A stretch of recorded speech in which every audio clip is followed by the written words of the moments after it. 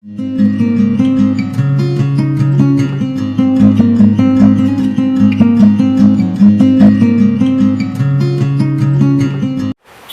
morning everybody, and today we are going to discuss history for class 10th. Okay? आज हम history पढ़ने वाले हैं क्लास 10th के लिए और हमारा चैप्टर रहेगा सेकेंड चैप्टर आपके हिस्ट्री सिलेबस का, the rise of nationalism in Europe. Okay students, इससे रिलेटेड ऑलरेडी हम लोग 3 लेक्चर्स में देख चुके हैं कि किस प्रकार से फ्रांस में रिवोल्यूशनरी स्टेप्स सारे हुए थे. नेपोलियन कोड्स को हमने पढ़ा था एंड देन हमने उसके बाद कांग्रेस ऑफ वियना के बारे में डिस्कस किया. ठीक है, नया सोशलिज्म का जो थॉट आया था या न्यू कंजर्वेटिज्म जो आया था. ठीक है, एंड आफ्टर दैट हमने यूनिफिकेशन ऑफ जर्मनी में बिस्मार्क का रोल पढ़ा था, जो बहुत इम्पॉर्टेंट है, very much important, and the 3 wars that he fought. Okay students, today the topic for us to discuss is unification of Italy. Okay, very important topic of this chapter, unification of Italy. As we already know that during 17th and 18th century, okay, a new revolution was running all over the world. पूरे विश्व में हम कहें तो एक नए प्रकार की क्रांति चल रही थी. ठीक है, जिसमें लोग मोनार्की को हेट कर रहे थे और मोनार्की को उखाड़ फेंकना चाहते थे. ठीक है, because they were being oppressed bye them. आम लोगों का जो है बहुत शोषण किया जा रहा था. इसीलिए क्या है कि 17वीं और 18वीं शताब्दी में, okay, 17th and 18th century, okay, people undergone lots of revolution, lots of protest, okay, to eradicate all the monarchy, okay, to eradicate all the monarchy. ठीक है, तो उसी के संबंध में कई सारे प्रोसेस हुए और ये चैप्टर उसी के संबंध में है. तो इसमें जो इम्पोर्टेंट पॉइंट है हमारी unification of Italy. Students, Germany की तरह ही इटली भी एक बहुत बड़ा किंगडम था, लेकिन कई छोटे छोटे एम्पायर में, कई छोटे छोटे प्रोविंसेस में बटा हुआ था. ठीक है, रीजनल बेसिस पे, कल्चरल बेसिस पे, लैंग्वेज बेसिस पे, इन सब बेसिस पे ये कई सारे छोटे छोटे फ्रैगमेंट्स में बटा हुआ था. और इसके ओवरऑल जो था वो हैबिसबर्ग एम्पायर रूल कर रहा था. ठीक है, कौन सा एम्पायर रूल कर रहा था स्टूडेंट्स? हैबिसबर्ग. ओके, हैबिसबर्ग एम्पायर के अंडर में इटली जो है कई छोटे छोटे राज्यों में, प्रोविंसेस में बटा हुआ था और उसको रूल कर रहा था ये. ठीक है, तो as per all monarch students, the people there were fed up. लोग इस प्रकार की मोनार्की से, राजतंत्र से ऊब चुके थे. ठीक है, तो कई सारे लीडर्स ने अपनी आवाज उठाई, अपनी बात रखी. ठीक है, और जनता को, पब्लिक को, मासेस को एक्यूमुलेट किया, इकट्ठा किया. ठीक है, मोनार्की के खिलाफ लड़ने. First important leader students is Giuseppe Mazzini. Giuseppe Mazzini जो है बहुत ही इंपॉर्टेंट लीडर हुए.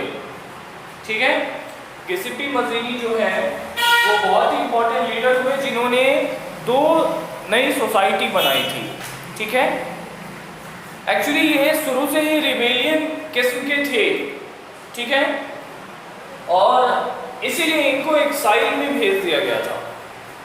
ठीक है, लेकिन एक्साइल में रहने के दौरान ही गिउसेप्पे मज़ीनी ने 1831 में, ओके, एक नया सोसाइटी डेवलप किया जिसका नाम रखा यंग इटली. ओके, क्या नाम रखा? Young Italy. ठीक है, ये सोसाइटी इन्होंने मर्सिलेस में डेवलप किया.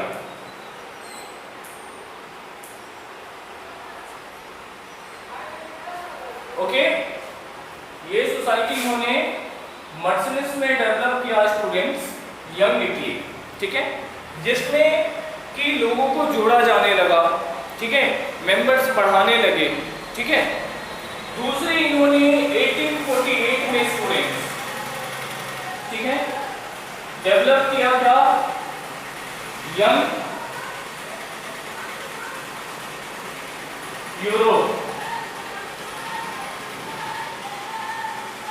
यंग यूरोप वर्ल्ड में इन्होंने इसको डेवलप किया, एस्टैब्लिश किया, ठीक है।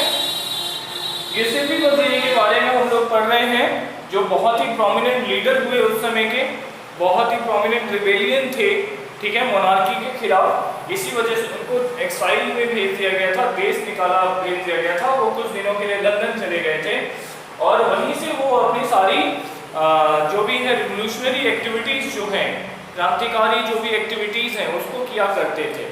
सो उन्होंने 1831 में यंग इटली मर्सिलिस बनाया, मर्सिलिस में यंग इटली नाम की सोसाइटी बनाई और 1848 में यंग यूरोप नाम की वर्ल्ड में सोसाइटी बनाई। स्टूडेंट्स, प्रभाव तो काफ़ी अच्छा हुआ है इसका, ठीक है, काफ़ी लोग इससे जुड़े, लेकिन लास्ट में ये एक्चुअली अपने कंप्लीट जो इसका क्या कह सकते हैं मोटो था, ठीक है, ऑब्जेक्टिव था जो इसका, वो अचीव नहीं कर पाए और ये फेल कर गया, ठीक है। सेकेंड इंपॉर्टेंट लीडर जो हमारे हैं वो है कैवर, ठीक है। अब हमें पढ़ना है रोल ऑफ कैवर, ठीक है। स्टूडेंट्स, ये इटली के पेडीमोंट के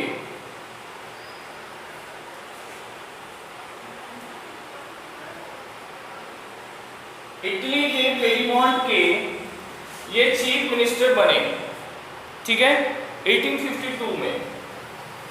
1852 में ये इटली के पेडीमोंट के चीफ मिनिस्टर बने,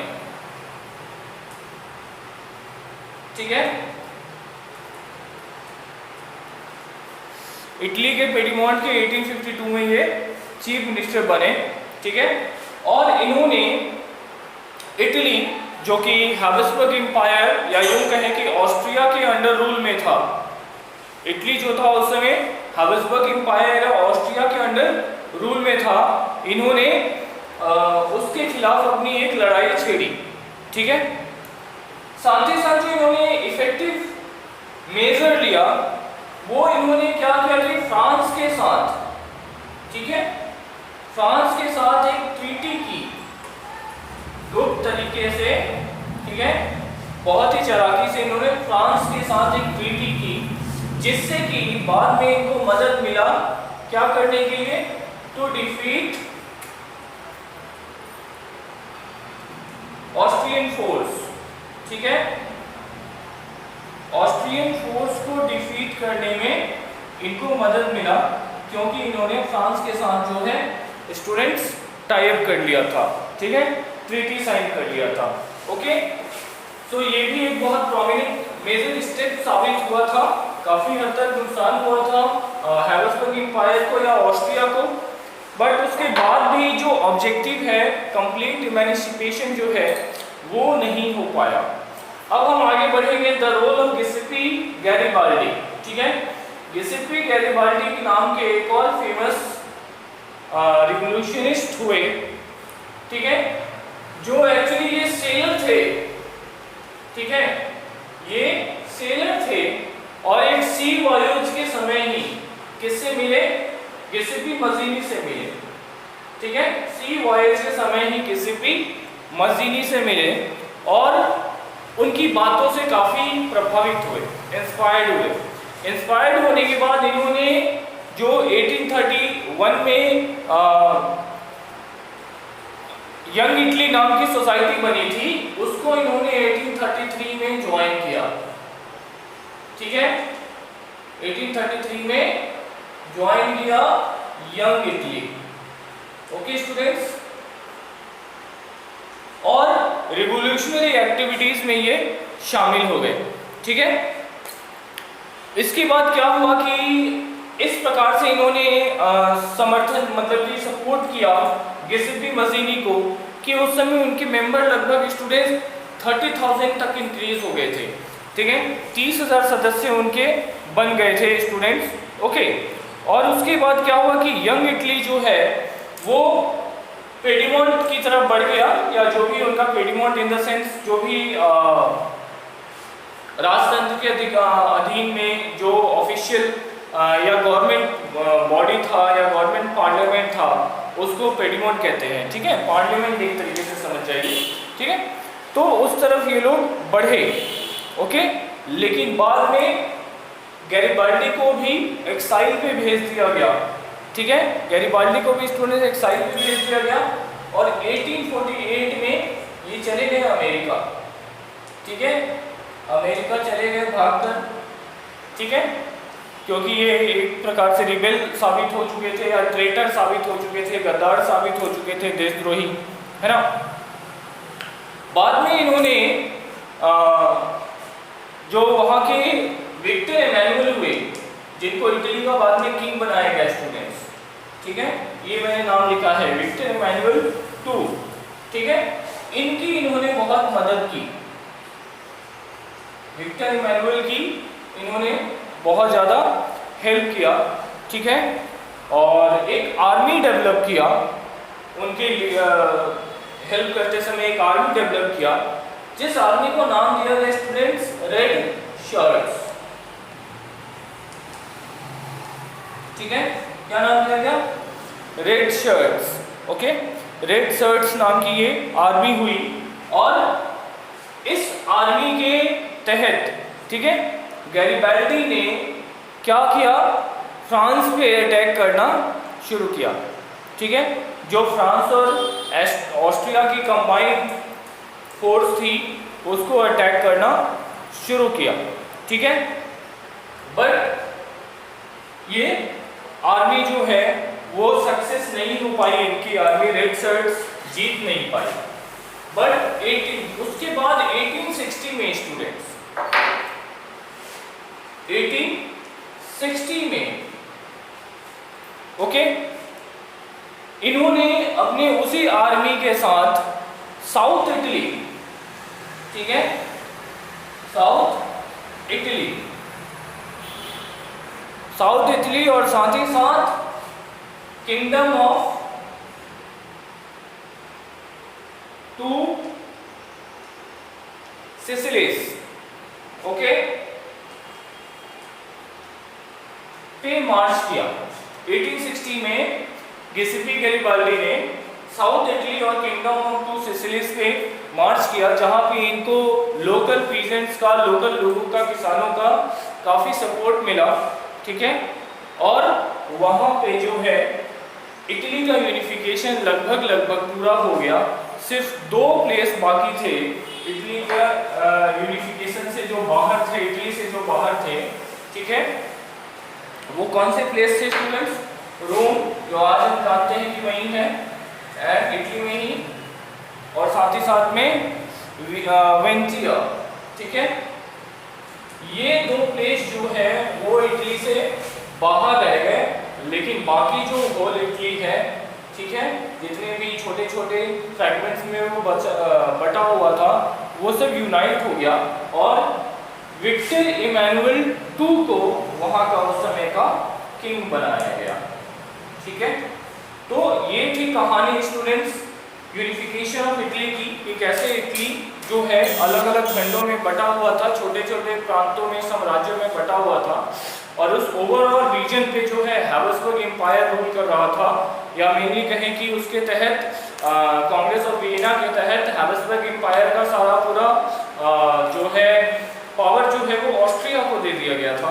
ठीक है, तो ऑस्ट्रिया रूल कर रहा था, जिसके कारण इटली के लोगों का कल्चर, इटली के लोगों का लैंग्वेज, इटली के लोगों का अधिकार सब कुछ सप्रेस किया जा रहा था, दबाया जा रहा था। तो वहाँ पे ये 3-4 फेमस लीडर हुए, गिसेपी मजीनी, कैगोर, गिसेपी गैरिबाल्डी और Victor Emmanuel II।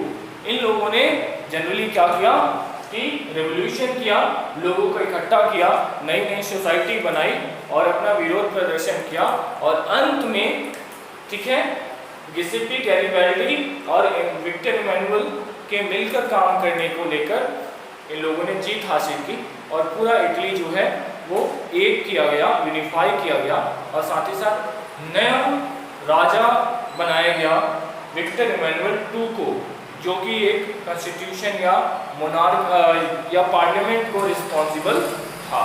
Okay students, ये था यूनिफिकेशन ऑफ इटली। अब आगे आप और यदि पढ़ना चाहते हैं हिस्ट्री को, तो आगे जो हमारा डिस्कशन का टॉपिक होगा वो होगा यूनिफिकेशन ऑफ ब्रिटेन। ठीक है, और यूनिफिकेशन ऑफ ब्रिटेन के साथ साथ हम इस चैप्टर को एंड भी करेंगे। और जिन बच्चों ने इसके प्रीवियस लेक्चर्स नहीं देखे हैं वो मेरे यूट्यूब चैनल द उपनिषद पे जाएंगे और वहाँ history for class 9 and 10th के प्लेलिस्ट में जाके rise of nationalism part 1, rise of nationalism part 2, rise of nationalism part 3 देख लेंगे और ये है पार्ट 4 आप लोग देख लेंगे। साथ ही साथ अपना नोट्स बना लेंगे या कोई क्वेरी होगा तो आप कमेंट में कमेंट करेंगे। Till then take care.